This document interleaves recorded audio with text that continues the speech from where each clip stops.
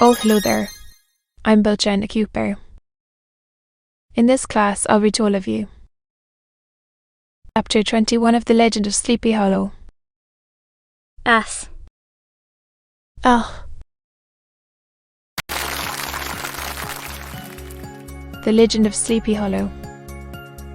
Washington Irving. Chapter 21. It was the very witching time of night that at Chabad. Heavy-hearted and crestfallen, pursued his travels homewards, along the sides of the lofty hills which rise above Terrytown, and which he had traversed so truly in the afternoon. The hour was as dismal as himself. For below him the Tapansee spread its dusky and indistinct waste of waters, with here and there the tall mast of a sloop, riding quietly at anchor under the land.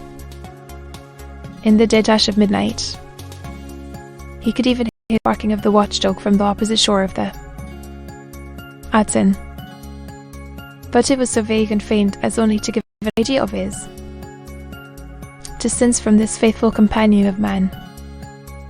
Now and then, too, the long-drawn crowing of a cock, accidentally awakened, would sound far off, from some farmhouse away among the hills, but it was like a dreaming sound in his ears.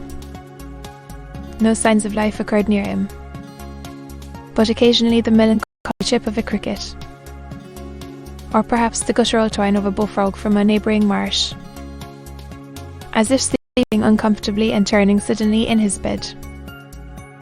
All the stories of ghosts and goblins that he had heard in the afternoon now came crowding upon his recollection. The night grew darker and darker. The stars seemed to sink deeper in the sky, and driving clouds occasionally hid them from his sight. He had never felt lonely and dismal. He was, moreover, approaching the very place where many of the scenes of the ghost stories had been lit. In the centre of the road stood an enormous tulip tree, which towered like a giant above all the other trees of the neighbourhood, and formed a kind of landmark.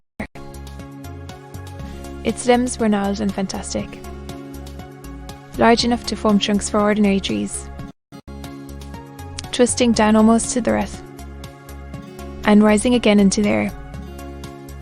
It was connected with the tragical story of the unfortunate hunter, who had been taken prisoner hard by, and was universally known by the name of Major Industry.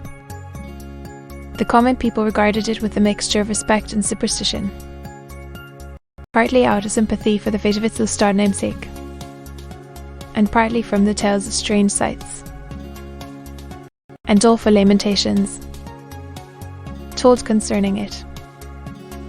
As Chabad approached this fearful tree, he began to whistle. He thought his whistle was answered. It was but a blast sweeping sharply through the dry branches. As he approached a little nearer, he thought he saw something white hanging in the midst of the tree. He paused and ceased whistling, but, looking more narrowly, perceived that it was the place where the tree had been scattered by lightning, and the white wood lay bare. Suddenly he heard a groan, his teeth chattered, and his knees smote against the saddle. It was but the rubbing of one huge bough upon another, as they were swayed about by the breeze. He passed the tree in safety, but new perils lay before him. To be continued.